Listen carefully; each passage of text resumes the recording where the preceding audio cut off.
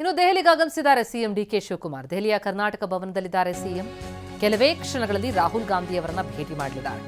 ಇವತ್ತಿನ ಈ ಭೇಟಿ ತೀವ್ರ ಕುತೂಹಲ ಮೂಡಿಸ್ತಾ ಇದೆ. ಯಾಕಂದ್ರೆ ಸಚಿವ ನಾಗೇಂದ್ರ ರಾಜೀನಾಮೆ ಕೊಡುವ ಇಂಗಿತ ವ್ಯಕ್ತಪಡಿಸಿರುವಂತಹ ಹಿನ್ನೆಲೆಯಲ್ಲಿ ಈ ಬಗ್ಗೆಯೂ ಕೂಡ ರಾಹುಲ್ ಜೊತೆ ಡಿಕೆ ಶಿವಕುಮಾರ್ ಚರ್ಚಿಸಲಿದ್ದಾರೆ.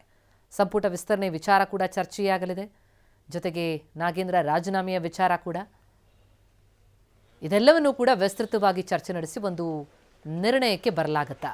ಯಾಕಂದರೆ ನಾಗೇಂದ್ರ ಸಿಎಂ ಜೊತೆ ಮಾತನಾಡಿ ತಾನು ರಾಜೀನಾಮೆ ಕೊಡುವ ಇಂಗಿತವನ್ನು ವ್ಯಕ್ತಪಡಿಸಿದಾಗ ಹೈಕಮಾಂಡ್ ಜೊತೆ ಮಾತನಾಡಿ ನಿಮಗೆ ತಿಳಿಸ್ತೇನೆ ಅಂತ ತಿಳಿಸಿದ್ದಾರೆ ಸಿಎಂ. ಹಾಗಾಗಿ ಇವತ್ತಿನ ರಾಹುಲ್ ಸಿಎಂ ಭೇಟಿ ಕುತೂಹಲ ಮೂಡಿಸ್ತಾ ಇರುವಂಥದ್ದು. ಯಾಕಂದರೆ ನಿರ್ಧಾರ ಆಗತ್ತಾ, ನಾಗೇಂದ್ರ ರಾಜೀನಾಮೆಯ ಭವಿಷ್ಯ ಹೈಕಮಾಂಡ್ ಅಂಗಳದಲ್ಲಿರೋದು.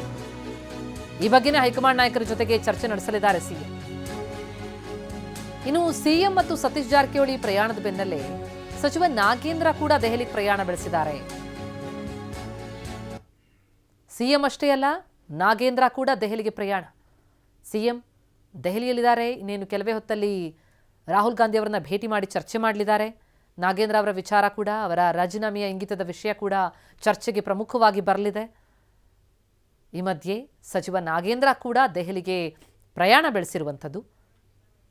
ಈ ಬಗ್ಗೆ ಒಂದು ಸ್ಪಷ್ಟವಾದಂತಹ ನಿರ್ಣಯ ಹಾಗಿದ್ರೆ ಹೈಕಮಾಂಡ್ ಅಂಗಳದಲ್ಲಿ ಆಗಲಿದೆಯಾ ಅನ್ನೋದು ಈಗಿರುವಂತಹ ಕುತೂಹಲ.